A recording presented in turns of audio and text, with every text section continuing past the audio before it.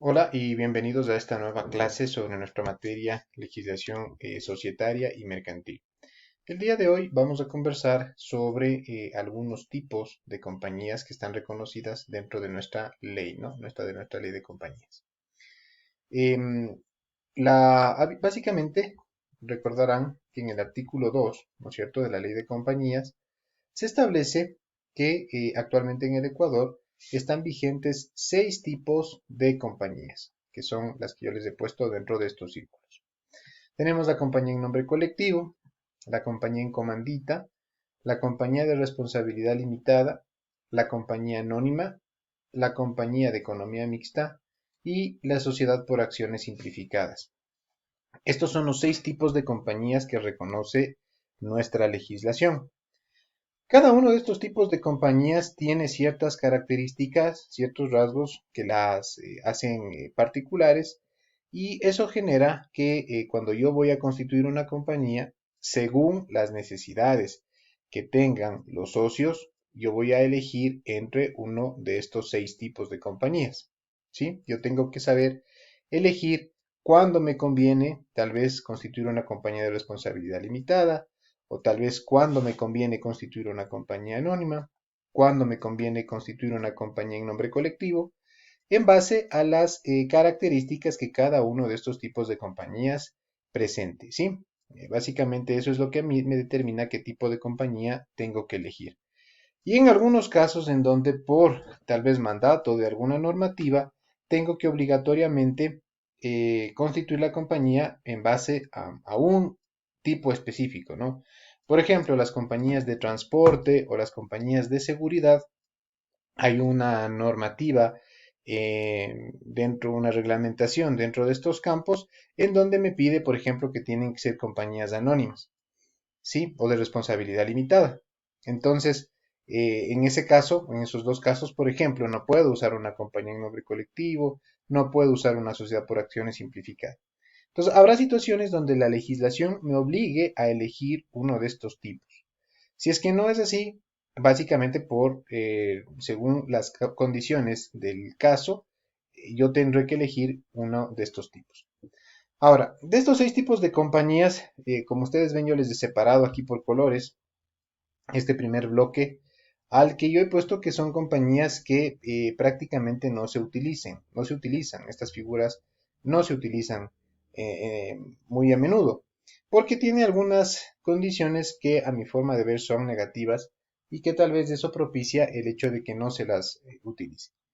Por otra parte, en el bloque de acá, en cambio, tenemos las compañías que son de mayor utilidad.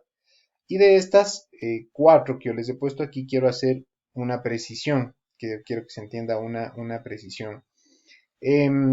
La ley reconoce todavía la existencia de una compañía que se llama compañía de economía mixta, de este tipo de compañía, ¿no? Llamada compañía de economía mixta.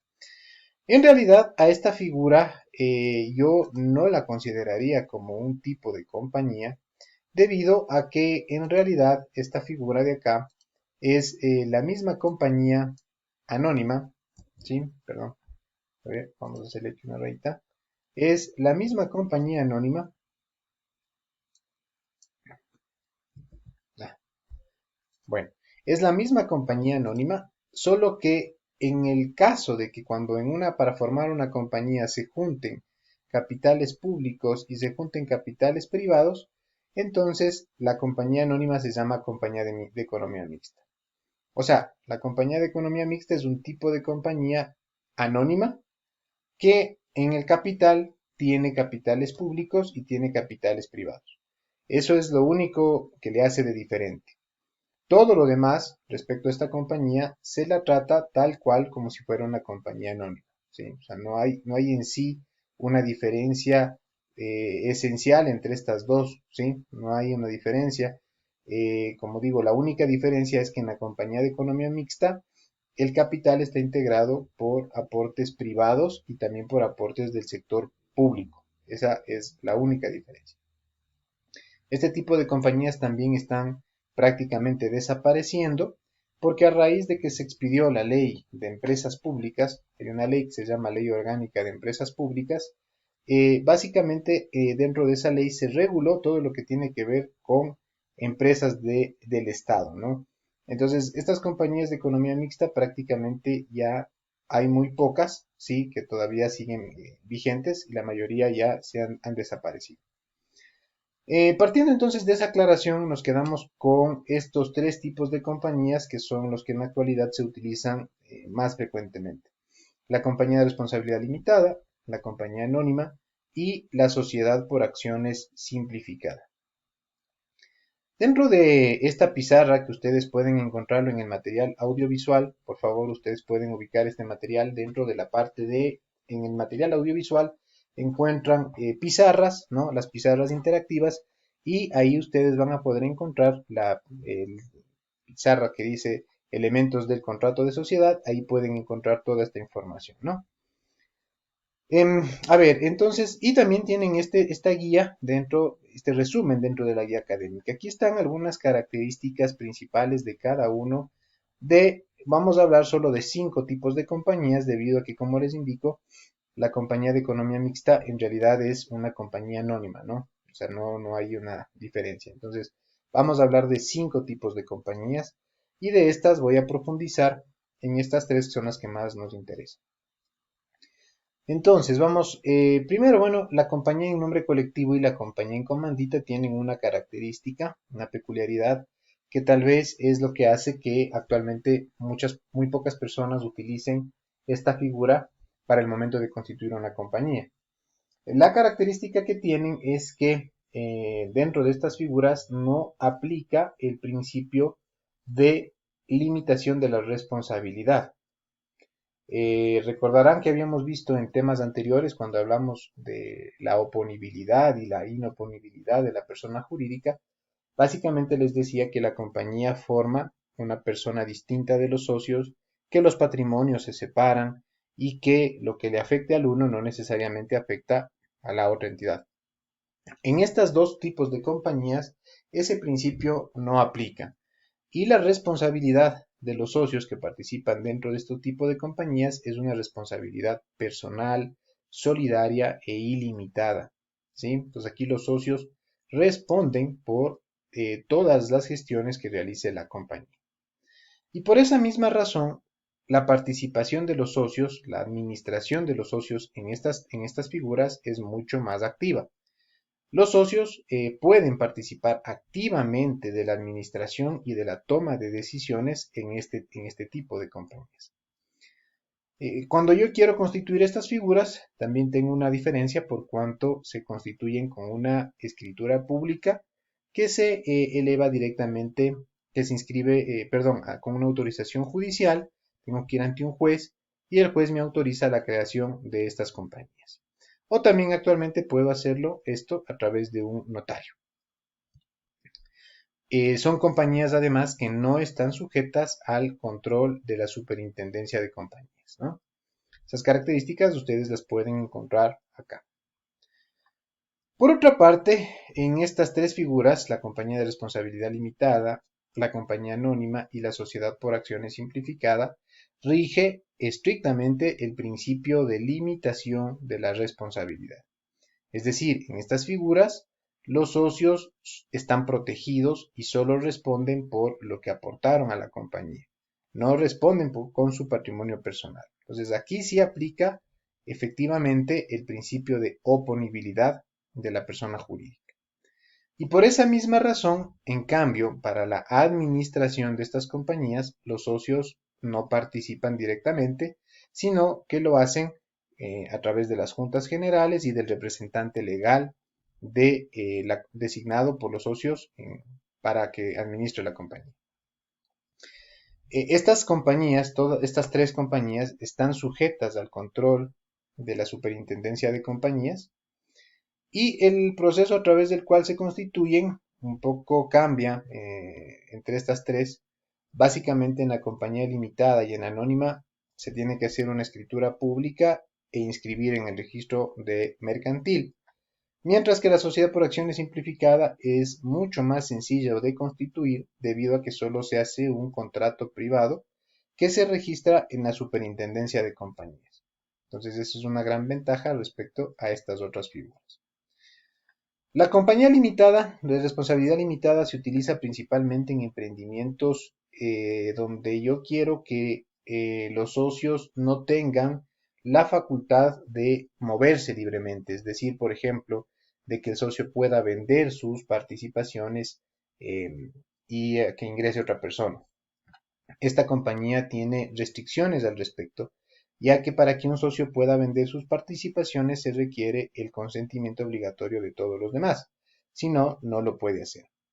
Este principio, en cambio, no opera en estas dos compañías, ni en la anónima ni en la sociedad por acciones simplificada, en donde, en principio, la disponibilidad de las acciones es totalmente libre y los socios quedan en libertad absoluta de vender sus acciones a otra persona sin necesidad de tener el consentimiento de los demás.